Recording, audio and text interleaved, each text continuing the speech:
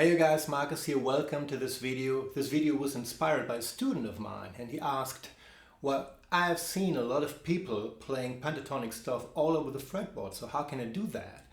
And let's take a closer look to that today. What we need are 5 different positions of the pentatonic we can play all over the fretboard. I'm going to show you these 5 positions and then I'm going to show you how you can play also in a horizontal way, which is very nice. And the third step will be that we bring the first 2 steps together. Every example we're doing here in this video are based on the key of E minor. Let's start with the open position.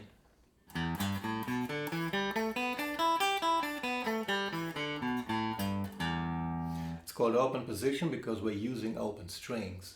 So let's start with the low E string, 3rd finger, 3rd fret, A string, 2nd finger, 2nd fret, D string, 2nd finger, 2nd fret, G string, the same, B string, 3rd finger, 3rd fret, high E string, 3rd finger, 3rd fret.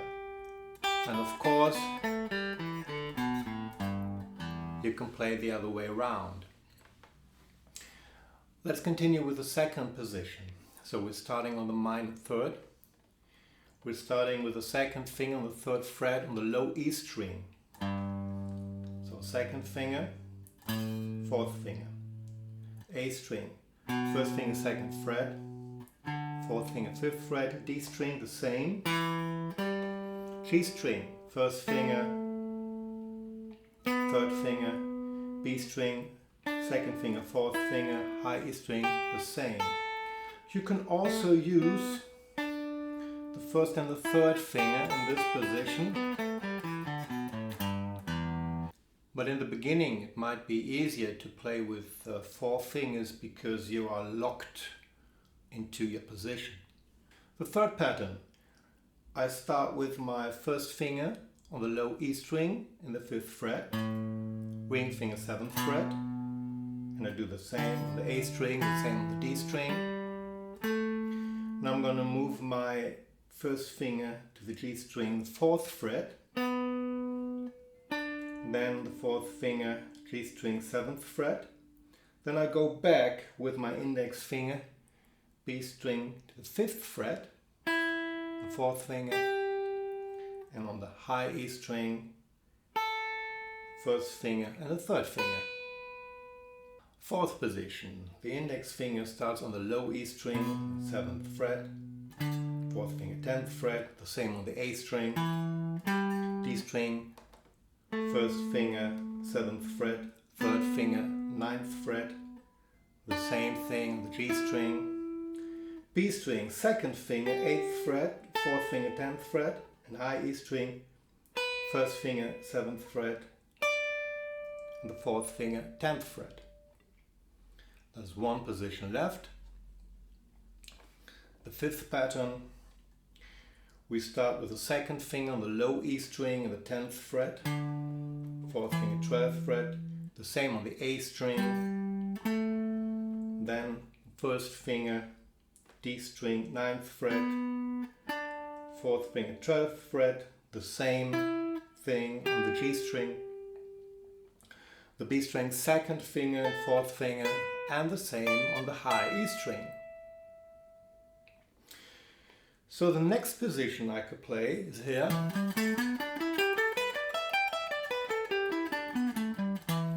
And this is basically the same as the open position, but I don't play the open strings. I play with my index finger, with my 1st finger, and the 12th fret.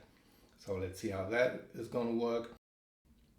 1st finger, 12th fret, 4th finger, 15th fret, 1st finger, A string, 12th fret, 14th fret, 3rd finger, and the same on the D and on the G string, so you get the idea.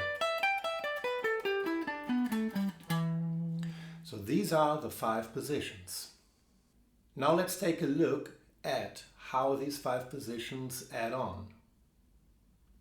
You can hold on the video if you like to.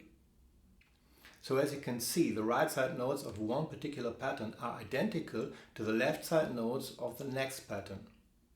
So these are the 5 positions of the E minor pentatonic. I would recommend learning them by heart, which is not that easy to do, I know that, but I think it's really worth it. These 5 positions have one thing in common. We play in a vertical direction. That means we play from the low strings to the high strings and back. And there's also another approach, it's the horizontal approach, so we can play on one string only, like a monochord.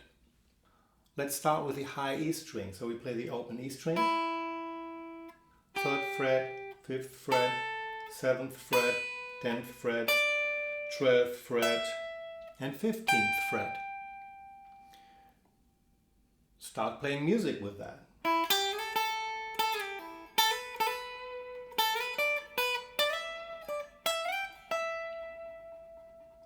Pat Metheny uses this approach a lot. Let's continue with the B string. We play the open B string, 3rd fret, 5th fret, 8th fret, 10th fret, 12th fret, 15th fret. The next step is to play on 2 adjacent strings. That means the B string and maybe the high E string.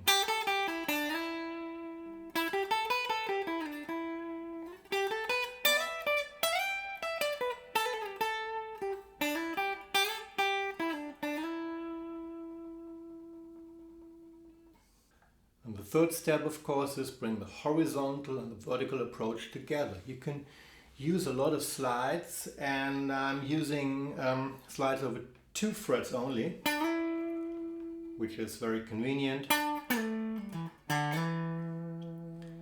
And also it sounds nice, and this is a huge benefit. You have a nice phrasing.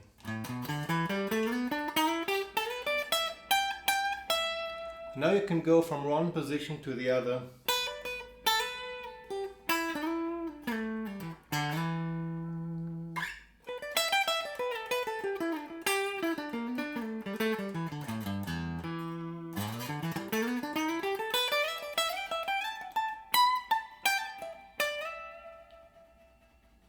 So the conclusion is there are 2 different approaches to play all over the fretboard. The first is the vertical and the second one is the horizontal, but they are not isolated, so you have to bring them together.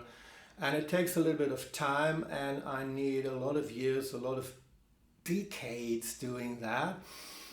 But it's really worth it because it's a great inspiration and it's a lot of fun playing in that way. And when you practice that, don't forget to make music. There's not a big difference between practicing and making music. It's basically the same, so you cannot practice without making music. And don't forget to have fun. So, this is it. Thanks for watching the video. I hope you enjoyed it as much as I did. And have a nice day.